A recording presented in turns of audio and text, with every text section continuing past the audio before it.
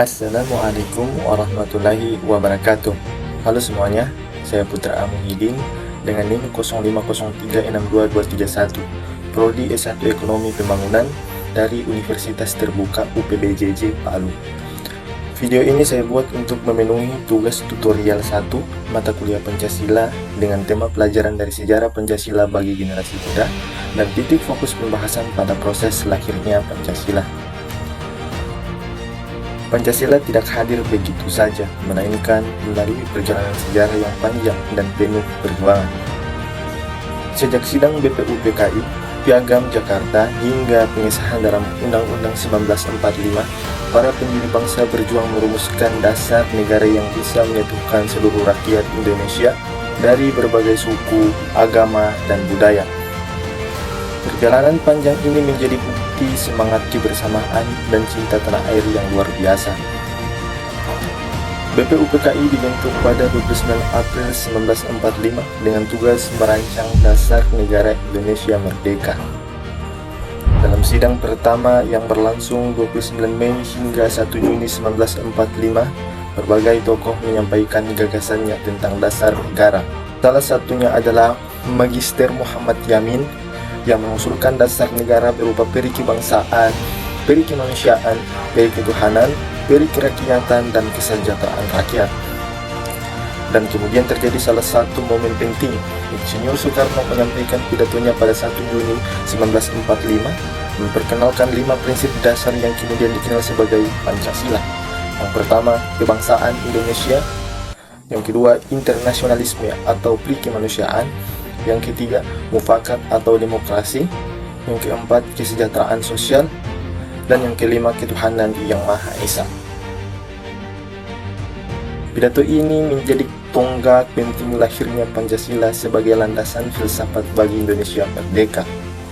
Setelah itu, terbentuklah Panitia 9 pada tanggal 22 Juni 1945. Panitia ini beranggotakan 9 tokoh penting bangsa. Tugas utama mereka adalah merumuskan dasar negara dan menyatukan berbagai pandangan yang muncul dalam sidang BPUPKI. Hasil dari kerja keras dan perdebatan panjang tersebut melahirkan sebuah naskah bersejarah yang dikenal sebagai Piagam Jakarta. Dokumen yang kemudian menjadi cikal bakal pembukaan Undang-Undang 1945 dan dasar negara Indonesia, yaitu Pancasila. Namun proses menuju kesepakatan itu tidak mudah.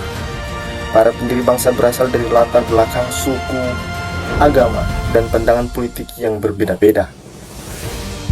Perbedaan itu menimbulkan perdebatan tajam, terutama mengenai kalimat dalam Piagam Jakarta yang berbunyi dengan kewajiban menjalankan syariat Islam bagi pemeluk-pemeluknya. Meski demikian, semangat persatuan dan toleransi akhirnya mengalahkan ego kelompok. Setelah tugas BPUPKI selesai pada bulan Juli 1945, dibentuklah BPKI sebagai kelanjutan untuk mempersiapkan kemerdekaan bangsa. BPKI resmi dibentuk pada 9 Agustus 1945 di Dalat, Vietnam oleh Jenderal Trauci dan diketuai oleh Insinyur Soekarno dengan Dr. Angus Muhammad Hatta sebagai wakil ketua. Awalnya beranggotakan 21 tokoh dari berbagai daerah di Nusantara. BPKI mencerminkan semangat persatuan dan kebersamaan seluruh rakyat Indonesia dalam meraih kemerdekaan.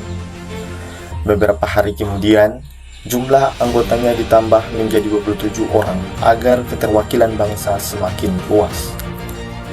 Pembentukan PPKI menjadi langkah penting menuju proklamasi kemerdekaan dan berdirinya pemerintah Indonesia yang merdeka dan berdaulat.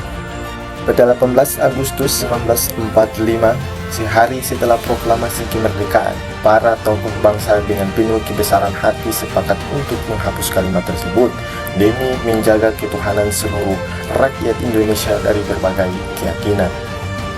Keputusan ini bukan tanda kelemahan, tetapi justru bukti kedewasaan politik dan moral para pendiri bangsa. Dari proses ini, tampak jelas nilai musyawarah, persatuan, dan toleransi. Para tokoh bangsa rela berdebat, berdiskusi, dan berkompromi demi menemukan kesepakatan terbaik bagi seluruh rakyat. Semangat inilah wujud nyata dari nilai-nilai ketuhanan, kemanusiaan, persatuan, kerakyatan, dan keadilan sosial.